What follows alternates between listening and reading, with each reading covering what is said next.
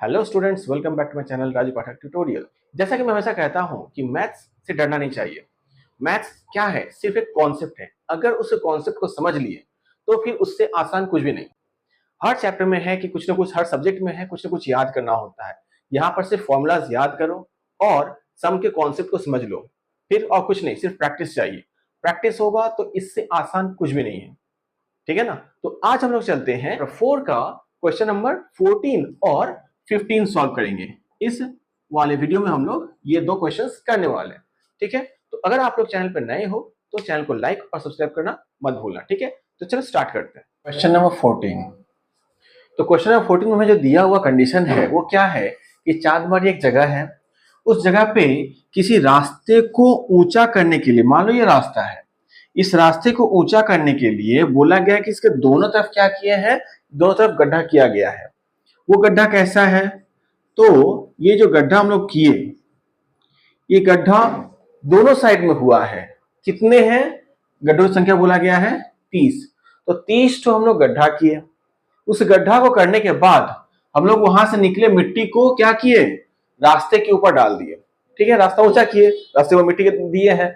अब बोला गया हमसे क्वेश्चन में कि उस जो गड्ढे हैं, इन गड्ढों की लंबाई दिया गया, चौड़ाई दिया गया और हमें निकालने के लिए बोला गया है गहराई कितना होगा। तो देखो, अगर इस बोर्ड को ही हम देखें तो इस जगह से, यहां से हम जितना नीचे जाएंगे वो क्या कहलाएगा, गहराई। वही अगर हम सेम हाइट को अगर नीचे से पकड़ें, हाइट हमारा सेम है, जो गहराई है वही तो ऊंचाई भी हो सकता है। यानी कि हमसे क्या पूछा गया है, ऊंचाई निकालने के लिए बोला गया है। ठीक है ना? तो हम लोग अब निकालते हैं ऊंचाई। इसके लिए क्या करना होगा, हमें इक्वल करना होगा गहराई का आयतन और जो मिट्टी निकाला गया उसका आयतन, दोनों समान होगा। तो गड्ढे का आयतन,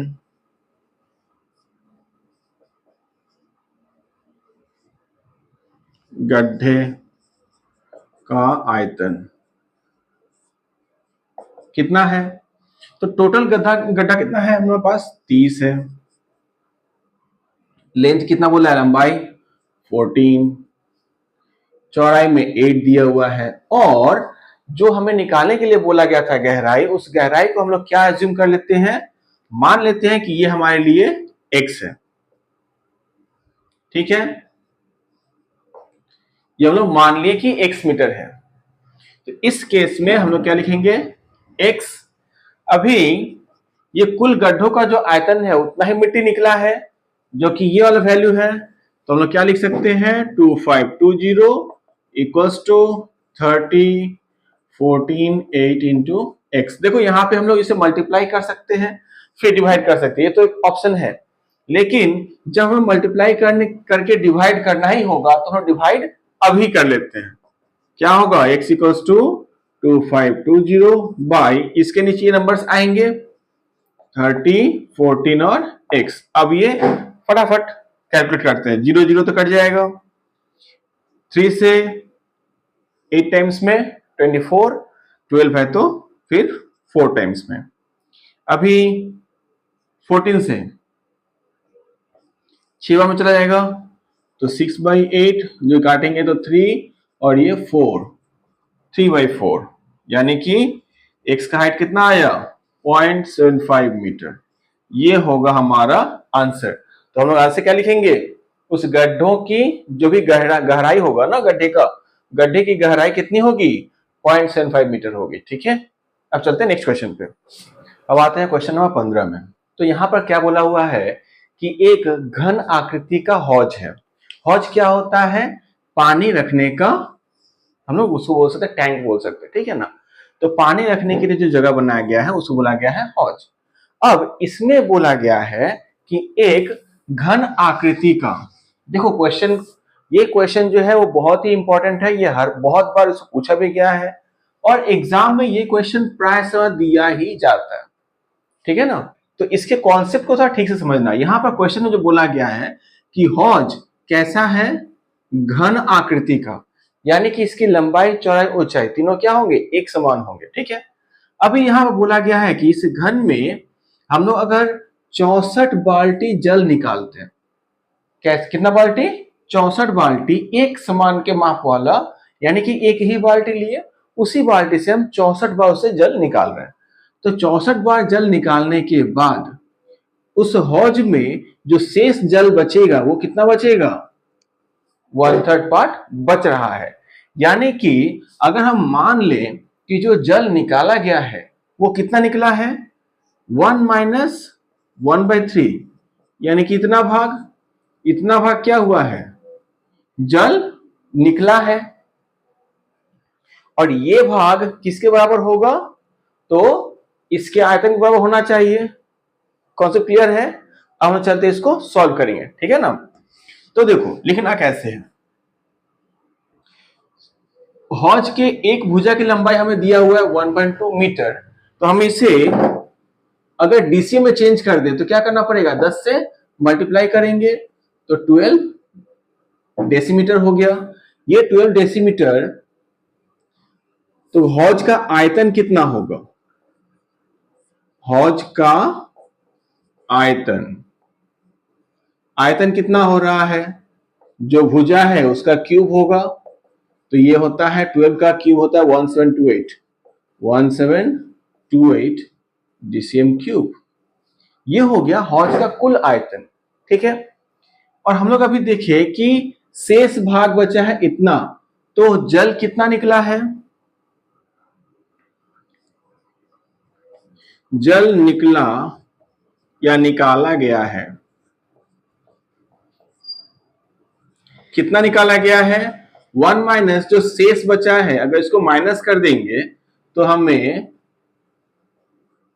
इतना भाग, कितना भाग जल निकाला गया है वो निकाल लिए। और ये भाग, ये किसका भाग है, यानी कि हम ऐसा लिखें कि 2/3 ऑफ, ये किसका भाग है, इस कुल पूरे भाग का। तो हम इसको 1728 से मल्टीप्लाई कर देंगे, 1728। इसे काटो, 3 से कितना आएगा, 5 बार में 15 गया, फिर है क्या 22, तो 7 टाइम्स में 21, 18 तो 6, इसका डबल कितना आएगा, 2 into 6 12, कैरी 1, 17 और 2 से 7 14 और 1 15, 5 हो गया, 1 10 1 11। इतना हमारा ये क्या है, डीसीएम क्यूब है ना, तो डीसीएम में आएगा। हम लोग कुल जो जल निकाले हैं वो इतना इसका आयतन में है, डीसीएम क्यूब। तो हम लोग जो जल निकाले वो कितना जल निकाले हैं, 1152 डीसीएम क्यूब, इतना जल निकाले हैं। और ये जो जल है वो किसके बराबर है, 64 बाल्टी के बराबर है, ठीक है ना। तो हमें इस 64 बाल्टी के साथ इसका इक्वल करना होगा। तो हम यहाँ पे क्या लिखेंगे, एटीपी, इधर लिखते हैं, जगह कम हो जाएगा। एटीपी जो 64 बाल्टी है, चलो 64 इंटू एक्स इक्वल टू 1152। यहां पे एक्स क्या है, इधर हम लोग लिख लेते हैं, यहीं पर लिख देते हैं कि माना हर एक बाल्टी से, एक बाल्टी में जल आता है equal to x DCM cube. ये हम लोग मान लेते हैं कि हर बाल्टी में जो है वह कितना जल आता है, एक्स डीसीएम क्यूब। क्लियर। अभी एक्स एक बाल्टी का है और 64 बाल्टी निकाले हैं, तो दोनों को मल्टीप्लाई करना पड़ेगा। जो दोनों को मल्टीप्लाई करने से किसके बराबर होना चाहिए, जो जल निकला है 1152। तो x इक्वल टू कितना होगा, 1152 बाई 64। किस नंबर से कटेगा, अगर हम इन दोनों को पहले 2 से काटते हैं तो 2 से काटेंगे 32 हो जाएगा, फिर 2 से काटने से इसका 5 बार में 10 हो रहा है, 15 है तो 7 हो गया, 12 है फिर 6 आएगा। अभी ये दोनों फिर कुछ नंबर से काट सकते हैं, 4 से काटें, 4 से काटेंगे तो 8 बार में, और ये 4 से जाएगा तो 1, फिर 17 यानी कि 16, तो 4 बार में, 16 के लिए 4। अभी देखो 8 और 16, 8 और 144 है, 8 के टेबल में 144 आता है क्या, कोई एक नंबर हो, ठीक से याद करो, सबको टेबल पता है।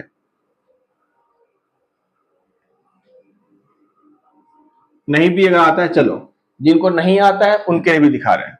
8 से अगर 1 टाइम में काट दिए तो कितना बचेगा, 6 बचेगा।